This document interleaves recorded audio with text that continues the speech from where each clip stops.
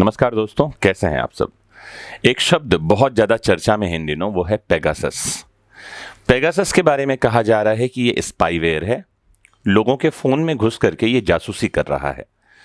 तो ये स्पाईवेयर क्या होता है, पेगासस को बनाया किसने है। आरोप लग रहा है कि सरकार लोगों की जासूसी करवा रही है, जबकि सरकार ने इस बात से पल्ला झाड़ लिया है। तो क्या सरकार लोगों की जासूसी करवा सकती है? करवा सकती है तो कौन से कानून में करवा सकती है, और अगर किसी की जासूसी करवाई गई है तो उसके पास क्या उपचार हैं। आज इन सब के बारे में खुलासा करेंगे और डिस्कस करेंगे इस छोटे से लेक्चर में। तो जुड़ जाइए और समझते चलिए चीज़ों को। तो सबसे पहली बात तो यह है कि पेगासस जो है वो एक सॉफ्टवेयर है जो स्पाईवेयर की कैटेगरी में आता है। फिर स्पाईवेयर क्या है? तो ऐसा सॉफ्टवेयर जिसको जासूसी करने के लिए ही डिजाइन किया गया है, इसे कहा जाता है स्पाईवेयर। पेगासस को बनाया किसने है? तो ये इजराइल की कंपनी ने पेगासस को बनाया है। तो जैसा कि नाम से ही क्लियर है, स्पाई यानी जासूस और वेयर का मतलब होता है कोई टूल। स्पाईवेयर उस सॉफ्टवेयर का नाम है जो डिवाइसेस की हैकिंग के काम में आता है, या आम बोलचाल में कहें तो जासूसी के काम में आता है। अब ये स्पाईवेयर कई तरह का हो सकता है। जासूसी का एक तरीका ये हो सकता है कि कोई आपके फोन में ही स्पाईवेयर इंस्टॉल कर दे, या आप किसी लिंक को क्लिक करें और वहां से आपकी जासूसी शुरू हो जाए। जैसे कई तरह के लिंक आते हैं, आपने देखा हो कि अपने चेहरे को बूढ़ा बना दो, या बूढ़े आदमी को जवान बना दो, या आप क्लिक करके देखो कि पिछले जन्म में आप क्या थे। और लोग मूर्खतावश ऐसी जगह क्लिक करते रहते हैं और उसमें आता है कि आप पिछले जन्म में राम थे, फिर उसे फेसबुक में शेयर कर देते हैं, देखो मैं पिछले जन्म में राम था। तो इस जन्म के कर्म हमारे राम की तरह नहीं है, तो हम यही सोच के खुश हो जाते हैं क्या पता हम पिछले जन्म में राम थे। फिर अधिकतर लोगों के पास यही आता है कि आप राम थे, किसी के बारे में नहीं कहा जाता कि तुम दुर्योधन थे, तुम दुशासन थे। तो लोग ऐसे लिंक पर जाते हैं और ये लिंक जो है स्पाईवेयर आपके मोबाइल में डालने का काम करते हैं। आपको ये बात स्पष्ट कर दें, तो जैसे ही आप लिंक पर क्लिक करते हैं, इंस्टॉल हो जाता है आपके डिवाइस में स्पाईवेयर। ये स्पाईवेयर आपके मोबाइल की जासूसी करते हैं। ऐसे स्पाईवेयर में सबसे तगड़ा है पेगासस, वही जिसकी मालिक इजरायली कंपनी एनएसओ है। यह दुनिया में अब तक किसी प्राइवेट कंपनी का बनाया गया सबसे ताकतवर स्पाईवेयर माना जा रहा है। द गार्डियन अखबार के अनुसार एनएसओ ग्रुप अपना स्पाईवेयर इस्तेमाल करने का लाइसेंस अलग अलग देशों की सरकारों या सरकारी एजेंसियों को देता है, यानी कोई निजी कंपनी इसका इस्तेमाल नहीं कर सकती। एनएसओ ग्रुप ने जो स्टेटमेंट दिया है कि ये स्पाईवेयर सॉफ्टवेयर केवल सरकार और सरकारी एजेंसियों को उपयोग में दिया जा रहा है, प्राइवेट एजेंसी इसका उपयोग फिलहाल नहीं कर रही है। इस बयान ने ही बवाल मचा दिया है कि कहीं भारत की सरकार ही तो लोगों की जासूसी नहीं करवा रही। आइए समझते हैं ये स्पाईवेयर मोबाइल में घुस करके किस तरह से जासूसी करता है। एक बार अगर पेगासस, ये जो स्पाईवेयर है एक तरह का सॉफ्टवेयर ही है, अगर आपके मोबाइल में घुस गया तो समझो कोई अदृश्य चोगा पहनकर कोई आपके साथ रहने लगा है। मतलब एक जासूस जो आपके फोन में ही रह रहा है। आप कहाँ जा रहे हैं, फोन पर किससे बात कर रहे हैं, क्या मैसेज कर रहे हैं, किसको मैसेज कर रहे हैं, ये सारी जानकारी उस मोबाइल के हैकर के पास होती है। अगर आप कॉल पर बात नहीं कर रहे या फिजिकली किसी से मिल रहे हैं और फोन आपके साथ है, तो भी आपकी बातचीत स्पाईवेयर द्वारा रिकॉर्ड की जा सकती है, ये भी कहा जा रहा है। यहां तक कि चुपके से कैमरा ऑन करके वीडियो भी रिकॉर्ड हो सकता है, ये भी आपको जानना चाहिए। कहने का मतलब है कि आपका फोन कोई और चला रहा है और इसकी आपको भनक तक नहीं है। ये पेगासस स्पाईवेयर जो है ये WhatsApp chat, emails, SMS, GPS, photo videos, microphone, camera, call recording, content book, इन सब को एक्सेस कर सकता है दूर से ही। मानो आपके फोन का लगभग हर फीचर या जानकारी कोई और उपयोग में ले रहा हो। आपके फोन में ऑपरेटिंग सिस्टम चाहे एंड्रॉयड हो या एप्पल, स्पाईवेयर किसी भी तरह के फोन में जासूसी कर सकता है। किसी भी फोन में इसको रोकने के लिए अभी तक कोई प्रोटेक्टिव डिवाइस या प्रोटेक्टिव सॉफ्टवेयर नहीं बनाया गया है। पेगासस नाम की ऐसी कोई बला फोन हैक कर सकती है, ये बात 2016 में पहली बार पता चली थी। तब ये क्लिक बेल लिंक से फोन में घुस जाता था। एक भ्रामक लिंक दिया जाता था जिस पर क्लिक करते ही पेगासस फोन की डिवाइस में घुस जाता था और ईमेल, टेक्स्ट की जासूसी शुरू कर देता था। हालांकि 2016 से अब पेगासस काफी विकसित हो चुका है। अब किसी लिंक की भी जरूरत नहीं पड़ती, फोन के यूजर और पेगासस के बीच किसी इंटरेक्शन की जरूरत भी नहीं पड़ती। यानी आप ठान भी लो कि किसी ऐसी वैसी वेबसाइट पर नहीं जाएंगे या किसी लिंक पर क्लिक नहीं करेंगे या ज्यादा ऐप्स डाउनलोड नहीं करेंगे, तब भी पेगासस को आपके मोबाइल में घुसाया जा सकता है। रिपोर्ट की माने तो पेगासस वालों ने फोन के ऑपरेटिंग सिस्टम में ही कोई सुराख बना रखा है जिसके जरिए वो फोन तक पहुंच रहे हैं। अभी तक सॉफ्टवेयर कंपनीज द्वारा इसका कोई तोड़ नहीं निकाला जा सका है। यही कारण है कि पेगासस जो है इसको बहुत ही खतरनाक माना जा रहा है। अब आते हैं, क्या भारत सरकार ऐसी कोई जासूसी करवा सकती है और भारत सरकार ने इस पर क्या स्टैंड दिया है, इन दोनों के बारे में बात करते हैं। तो आपको एक जानकारी दे दूं, एक कानून है भारतीय टेलीग्राफ अधिनियम 1985। इसकी धारा 5 की उपधारा 2 कहती है कि टेलीफोन को इंटरसेप्ट करने का अधिकार जो है केंद्र की सरकार और राज्यों की सरकार के पास है।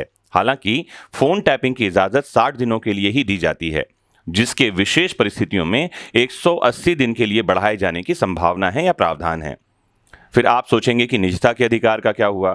तो निजता का अधिकार जो है वो सुरक्षित है और उसके ऊपर कोई नहीं है। लेकिन जब हम राष्ट्र की सुरक्षा की बात करते हैं और देश की सुरक्षा की बात आती है, तब कोई भी अधिकार उससे ऊपर नहीं जाता। एक बात और भी है कि जो निजता का अधिकार है वो 2017 में ही हम भारतीयों को मिला है।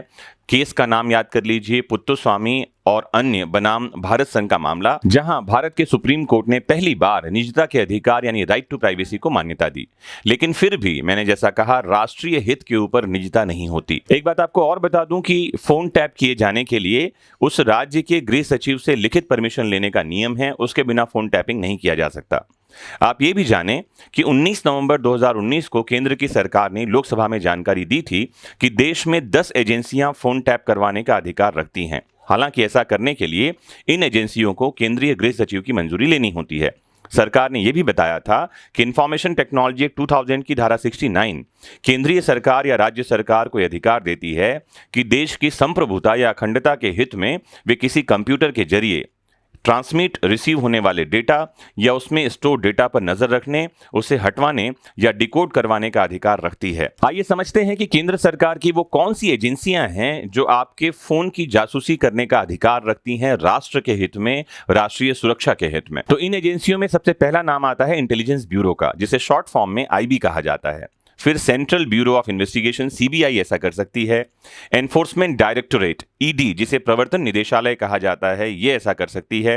नारकोटिक्स कंट्रोल ब्यूरो एनसीबी के पास ये अधिकार है। Central board of direct taxes CBDT इस काम को कर सकती है। Directorate of revenue intelligence DRI के पास ये अधिकार है। नेशनल इन्वेस्टिगेशन एजेंसी एनआई को यह अधिकार दिया गया है।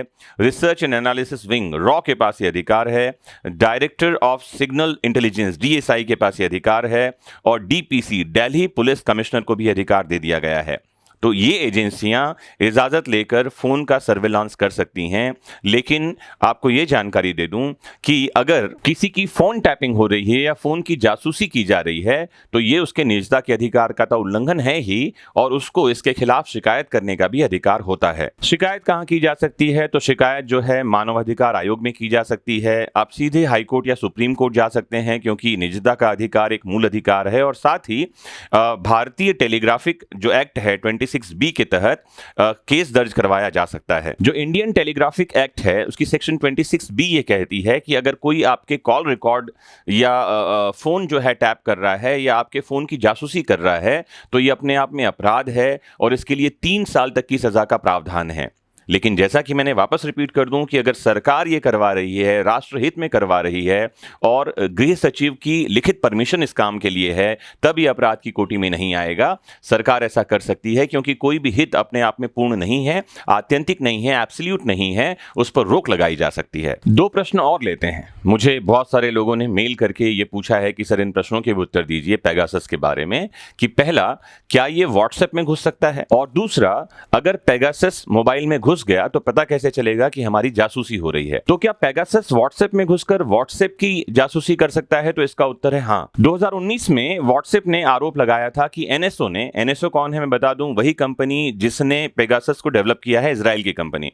इसने 1400 फोन्स में व्हाट्सएप के जरिए मेलवेयर भेज दिया था। मेलवेयर होता है ऐसा कोई कोड जिससे आपका मोबाइल हैक हो सके। मतलब ये कि एनएसओ ने किसी के फोन की जासूसी करने के लिए उस फोन तक पहुंचने का जरिया व्हाट्सएप को ही बनाया था, आपको बता दूं। और व्हाट्सएप पर भी कोई लिंक नहीं भेजा था। तरीका इतना एडवांस था कि अगर किसी के फोन पर व्हाट्सएप कॉल की जाए और सामने वाला कॉल का जवाब न दे या फोन रिसीव न करे तो भी ये स्पाईवेयर सिर्फ कॉल को ही टारगेट करके डिवाइस पर भेजा जा सकता था। आप समझिए कितना खतरनाक है ये। और व्हाट्सएप कहता है कि उसके ऐप पर बातचीत एंड टू एंड एन्क्रिप्टेड है, दो लोगों की बातचीत तीसरा कोई नहीं सुन सकता, लेकिन पेगासस के पास उसका तोड़ है। इसके अलावा आईफोन की सिक्योरिटी को भी पेगासस भेज सकता है। आपकी जानकारी के लिए एमनेस्टी इंटरनेशनल की सिक्योरिटी लैब चलाने वाला क्लाउडियो गुआर्नियरी का गार्डियन अखबार में बयान छपा है। उसके अनुसार अगर पेगासस किसी के आईफोन में घुस जाता है तो फोन का पूरा सिस्टम ही कंट्रोल कर सकता है, और जितना फोन का मालिक उस फोन को ऑपरेट कर सकता है, पेगासस उससे भी ज्यादा उस फोन को कंट्रोल कर सकता है इस स्पाईवेयर के माध्यम से। तो आप समझ गए होंगे कि कितना खतरनाक है ये। मतलब ये कि व्हाट्सएप पर अगर कोई चैट पर्सनली की जा रही है, कोई पर्सनल कॉल किया जा रहा है, तो ध्यान रखिए हो सकता है कोई तीसरा व्यक्ति इसको सुन रहा हो इस स्पाईवेयर के माध्यम से और आपको पता ही ना हो। तो प्रश्न ये है कि पेगासस अगर मोबाइल में घुस गया तो पता कैसे चलेगा कि पेगासस घुस गया है या स्पाईवेयर से आपकी मोबाइल का सर्विलांस हो रहा है? तो इसका आंसर दे दूं, आपको कभी ये पता नहीं चलेगा कि आपके मोबाइल के डेटा को हैक किया गया है या सर्विलांस पे रखा गया है। इस बात की जानकारी आपको मिल ही नहीं पाएगी। ये केवल तभी पता चलेगा जब मोबाइल की फॉरेंसिक जांच की जाए, और फॉरेंसिक एक्सपर्ट ही ये बता पाएंगे कि इसमें पेगासस है या नहीं है, और आपका मोबाइल सर्विलांस पर रखा गया है या नहीं, और कौन से डेटा हैं जो मोबाइल से निकाल लिए गए हैं। अब आइए चलते हैं आज के इस डिस्कशन के लास्ट स्टेज पर, जहां मैं कुछ और बातों के आपको उत्तर दे दूं। पहली बात तो यह है कि भारत में कौन से लोग हैं जिनके मोबाइल का सर्विलांस हुआ है, जिनके मोबाइल में पेगासस घुस गया है। क्या बातें हैं, क्या चल रहा है देश में, सरकार ने क्या जवाब दिया है, विपक्ष ने क्या हमला किया है, इन सब पर बात करते हैं। तो सबसे पहली बात तो यह है कि रविवार के दिन दुनिया के 17 अखबारों और पोर्टल्स पर एक खबर छपी जिसने भारत समेत पूरी दुनिया में बवाल मचा दिया। खबर यह थी कि इजराइल में सर्विलांस का काम करने वाली निजी कंपनी के डेटाबेस में दुनिया के हजारों लोगों के मोबाइल नंबर मिले हैं। इजराइल की इस कंपनी का नाम एनएसओ ग्रुप है, जैसा कि मैंने पहले ही आपको बताया, और इसके जासूसी करने वाले स्पाईवेयर का नाम है पेगासस। पेगासस का डेटाबेस लीक हो गया है और यह सबसे पहले मिला है फ्रांस की non profit media company forbidden stories और मानवाधिकार संस्था एमनेस्टी इंटरनेशनल को। इन दोनों ने यह डेटा दुनिया के 17 मीडिया हाउस के साथ शेयर कर दिया, जिसमें द गार्डियन, वॉशिंगटन पोस्ट जैसे प्रतिष्ठित अखबार शामिल हैं, और भारत से है द वायर। डेटा की इन्वेस्टिगेशन को नाम दिया गया है पेगासस प्रोजेक्ट। अब धीरे धीरे उन लोगों के नाम छप रहे हैं जिनके डेटाबेस से डेटा लीक हुआ है। यह पुख्ता तौर पर नहीं कहा जा सकता कि वो पोटेंशियल टारगेट हैं। हो सकता है कि कुछ की जासूसी करने की कोशिश की गई हो और कुछ की जासूसी हुई भी हो। जितने नंबर मिले हैं उनमें से कुछ की फॉरेंसिक जांच भी की गई है, ये पता लगाने के लिए कि उनमें से पेगासस सॉफ्टवेयर के माध्यम से हैकिंग हुई भी है या नहीं। गार्डियन के मुताबिक जिन लोगों के डेटाबेस हैक हुए हैं, जिनके मोबाइल में पेगासस स्पाईवेयर को डाला गया है, उसमें कारोबारी हैं, धर्मगुरु हैं, एनजीओ कर्मी हैं, कैबिनेट मंत्री हैं, राष्ट्रपति, प्रधानमंत्री, पत्रकार जैसे कई सारे लोगों के नाम हैं। इनमें 10 देशों से डेटा लिया गया है, जिनमें भारत भी है, मैक्सिको है, सऊदी अरब है, यूएई है, मोरक्को है, कजाकिस्तान है, हंगरी है, बहरीन है, अजरबैजान है और रवांडा शामिल हैं।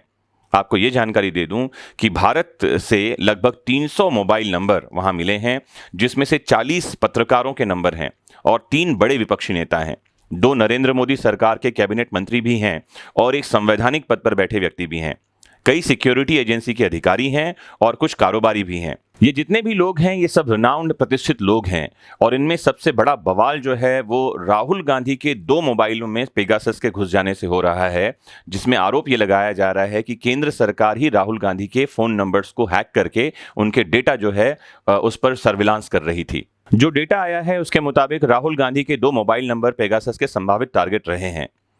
एक न्यूज़ पोर्टल के मुताबिक राहुल गांधी के नंबर को 2018 के मीट से 2019 के मध्य तक टारगेट लिस्ट में रखा गया था। अप्रैल मई 2019 में देश में लोकसभा के चुनाव भी हुए थे, आपको ये याद होगा। इसके साथ ही राहुल गांधी के 5 दोस्तों और करीबियों के नाम भी और नंबर भी लिस्ट में मिले हैं। इनमें से 2 नाम अलंकार सवाई और सचिन राव के हैं।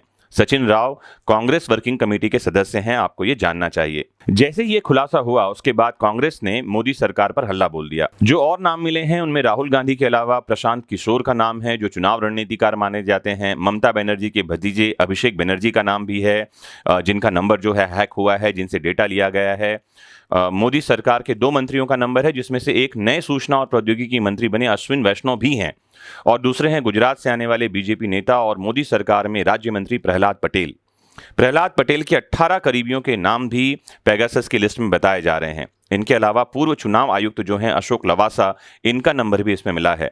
अशोक लवासा ने 2019 में लोकसभा चुनाव के दौरान पीएम मोदी की रैली में आचार संहिता के उल्लंघन का आरोप लगाया है। और जो महत्वपूर्ण नाम हैं उसमें से कुछ पूर्व चीफ जस्टिस रंजन गोगोई से भी जुड़े हैं, ऐसा बताया जा रहा है। तो जो भी है, मामला बहुत गंभीर है, ये समझना चाहिए। हमारा डेटा, हमारा चैट, हमारी बातें, हमारे अकाउंट्स, इसका मतलब है कि कुछ भी सुरक्षित नहीं है। सरकार या कोई एजेंसी या इस तरह से सॉफ्टवेयर जिसके हाथ में लग जाए वो इन सब का सर्विलांस कर सकती है, जो बहुत ही खतरनाक है, क्योंकि वर्ल्ड डिजिटल है। हमारे एक आधार नंबर के साथ सब कुछ जुड़ा हुआ है। मतलब अगर इसको हैक कर लिया जाए तो हर एक जानकारी ऐसे किसी व्यक्ति तक पहुंच सकती है जो इसका दुरुपयोग कर सकता है, जो अपराध करने में इसका उपयोग कर सकता है। अभी तो ये शुरुआत है, आने वाले टाइम में टेक्नोलॉजी और एडवांस होगी और सोचिए खतरा कितना बढ़ता चला जाएगा। आइए आगे समझते हैं कि ये जो आरोप लग रहे हैं इस पर मोदी सरकार का क्या कहना है और एनएसओ उस कंपनी का क्या कहना है जिसने पेगासस नाम का ये सॉफ्टवेयर बनाया है। तो एनएसओ ने अपनी वेबसाइट पर लिखा है कि वो ऐसी तकनीक तैयार करते रहते हैं जिसके जरिए सरकारी एजेंसियां आतंकवाद या अन्य अपराध को रोक सकते हैं या उनकी जांच कर सकते हैं, और ऐसा करके दुनिया भर में हजारों लोगों की जान बचाई जा सकती है। यानी एनएसओ कंपनी के मुताबिक सिर्फ सरकारें ही उनकी क्लाइंट हैं, जैसा कि उन्होंने अपनी वेबसाइट पर लिखा है, और दुनिया की 36 सरकारें उनकी क्लाइंट हैं, ऐसा उनका कहना है। इसका मतलब यह है कि कोई प्राइवेट कंपनी या संस्था, जैसा मैंने शुरुआत में ही बताया, पेगासस से जासूसी करवाए, इसकी गुंजाइश कम मालूम पड़ती है। यही कारण है कि जो विपक्ष है वो केंद्र सरकार पर निशाना साध रही है। जासूसी वाले आरोप पर मोदी सरकार ने कहा है, जासूसी के आरोपों को केंद्रीय सरकार लगातार नकार रही है। जो आईटी मंत्री हैं उन्होंने भी जवाब दिया है और रविशंकर प्रसाद भी बयान देने वाले हैं। लगातार इस पर कुछ ना कुछ नए खुलासे हो रहे हैं, लेकिन एक बात समझने की ज़रूरत है, जिम्मेदारों को तत्काल पकड़ा जाना चाहिए। ये गलती किसकी है ये सामने आनी चाहिए। देश की जनता को ये जानने का अधिकार है और इस तरह से किसी भी तरह की जासूसी को रोका जाना चाहिए। निजता का अधिकार, जैसा कि सुप्रीम कोर्ट ने 2017 में जस्टिस पुत्तुस्वामी के केस में कहा, एक आधारभूत अधिकार है, एक फंडामेंटल राइट है, जिसको प्रोटेक्ट करने की जिम्मेदारी भारत के सर्वोच्च न्यायालय की है। समझना यह है कि इंफॉर्मेशन टेक्नोलॉजी के इस दौर में आने वाले समय में निजता यानी प्राइवेसी कैसे सुरक्षित रहती है, आपकी मेरी बातें, हमारी बातें किस तरह से प्रोटेक्टेड होंगी, एंड टू एंड एन्क्रिप्शन का क्या मतलब रह जाएगा, ये आने वाले दौर में देखा और समझा जाएगा। अभी ये सब इन्वेस्टिगेशन के स्टेज पर है, किसी पर भी सीधे सीधे आरोप लगा देना सही नहीं होगा, लेकिन इशारा जो है वो केंद्रीय सरकार की ओर जा रहा है कि क्या पता केंद्रीय सरकार ने जासूसी करवाई हो। जो भी है, खुलासा क्या होता है आने वाले समय में देखते हैं। आपकी राय क्या है ज़रूर कमेंट बॉक्स में लिखकर बताइए, और मोस्ट इंपॉर्टेंटली जुड़े रहिए आपके अपने फेवरेट प्लेटफॉर्म वैदिक शिक्षा से। Have a nice time.